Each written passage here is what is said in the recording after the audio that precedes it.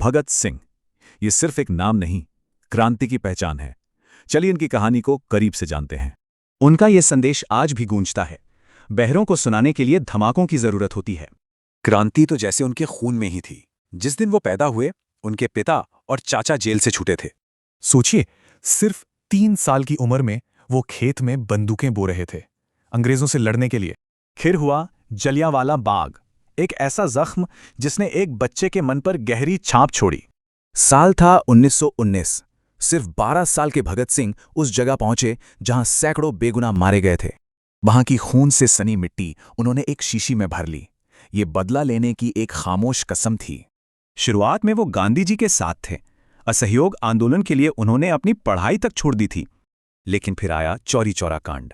गांधी जी ने आंदोलन वापस ले लिया और भगत सिंह का रास्ता बदल गया। उन्हें लगा कि सिर्फ अहिंसा से ब्रिटिश हुकूमत को हिलाया नहीं जा सकता, एक नए रास्ते की जरूरत थी। लाहौर के नेशनल कॉलेज में उन्होंने दुनिया भर के क्रांतिकारियों को पढ़ा। अब लक्ष्य सिर्फ आज़ादी नहीं था। 1928 में साइमन कमीशन का विरोध हुआ और पुलिस की लाठियों ने लाला लाजपत राय की जान ले ली।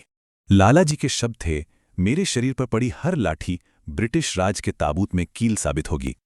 अब बदला लेना तय था।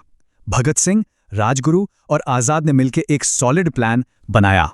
निशाने की पहचान में गलती हुई, लेकिन संदेश ब्रिटिश सरकार तक बिल्कुल साफ पहुंचा।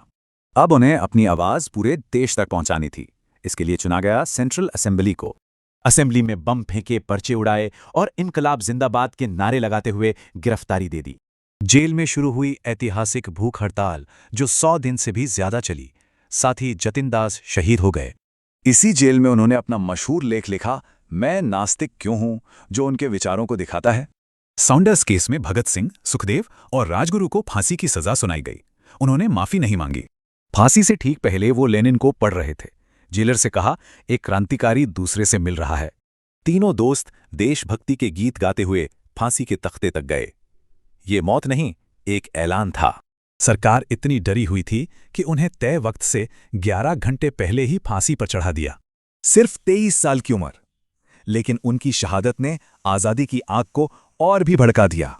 तो सवाल यह है, शहीद भगत सिंह एक इंसान थे या एक विचार जो कभी मर नहीं सकता?